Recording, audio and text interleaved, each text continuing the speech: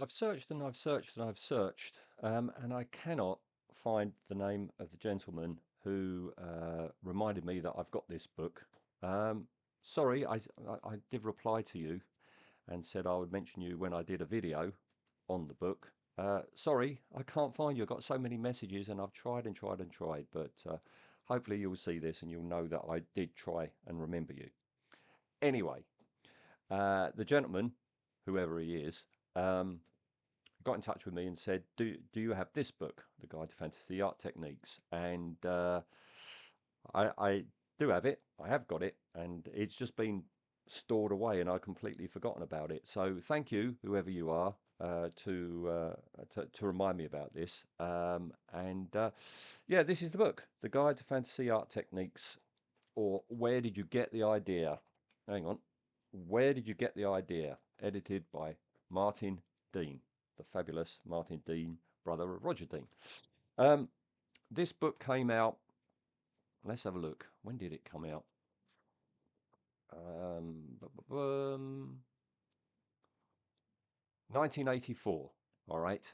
And yeah, there are things in here which will actually set the date for it. And basically, um, it's a book, another one that I read and reread and reread.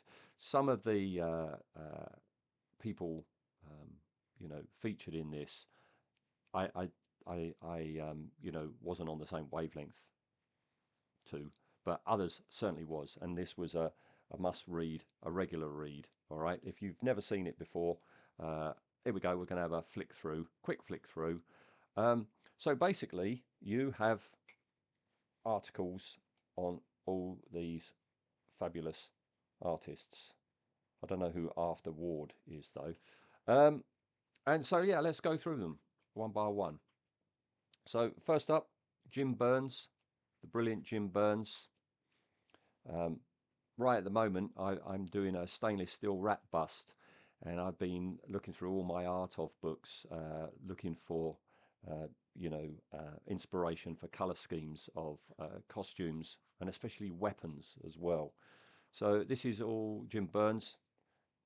Is this Sigourney Weaver? I've always wondered.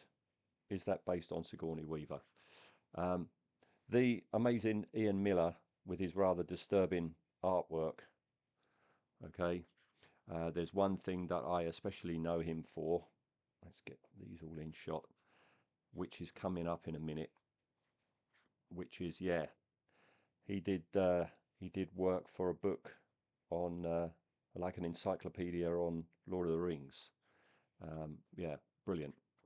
Um, Patrick Woodroffe. Now, back in the 80s, I don't know if it was before I got this book or after, I had a book by Patrick Woodroffe, and he is the most amazingly talented guy in that he will do fantasy creatures, paint them on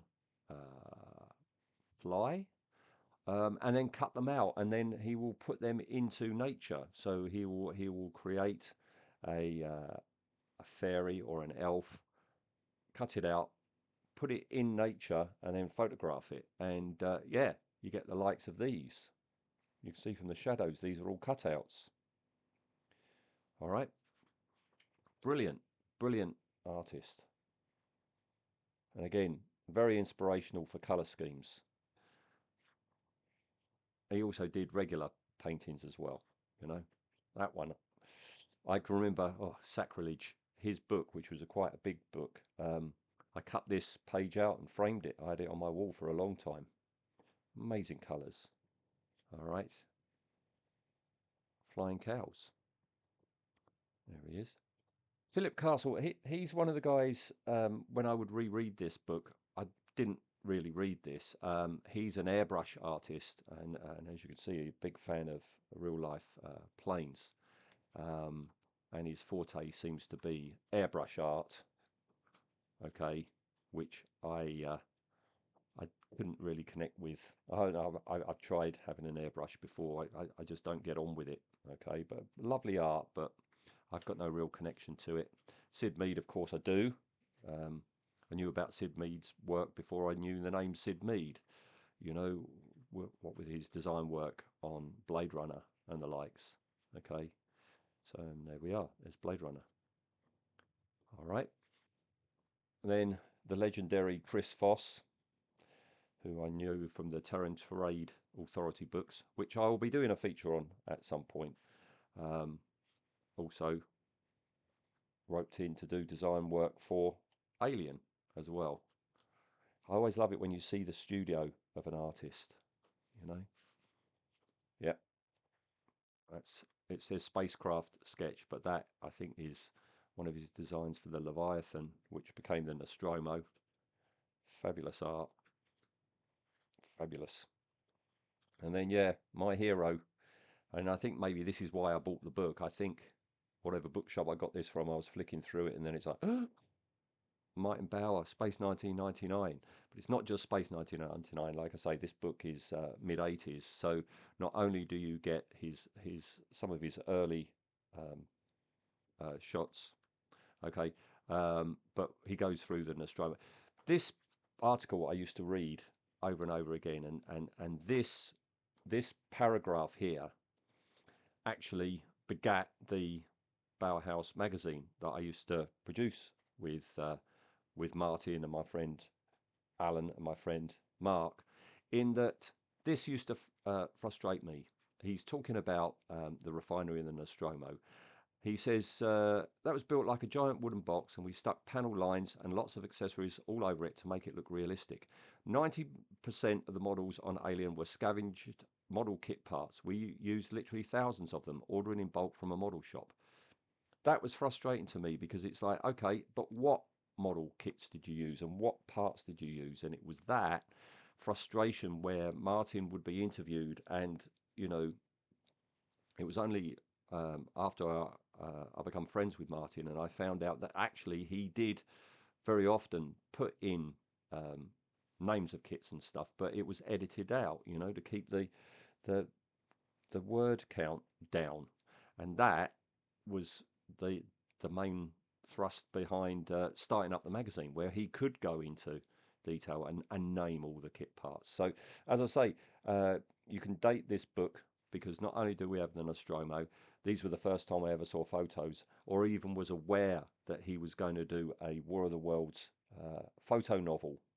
But that was before Jeff Wayne, um, um, you know, took the copyright trademark for the name, and yeah, his album came out, and that was kiboshed. Yeah, look, here we go. Outland, fantastic shots. I used to pore over these. Um, this is Martin working on the shuttle and the refinery from Outland, so that gives you a date for it.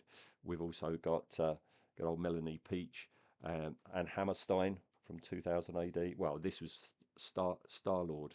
That was a photo pin-up in Star-Lord comic. Okay, and then yeah, the legend that is Boris. All right, and I think that's about it. I think you know a lot of Boris. That ain't a bad thing. Yeah, and then Mr. After Ward. Um, so yeah, fabulous book. Thanks whoever you were or are for reminding me I've got this. This is I looked on eBay. I thought maybe it's like worth something, but you can still get this relatively cheaply, at least here in the UK. So yeah, if you like reading about how fantasy art is produced, seek it on out.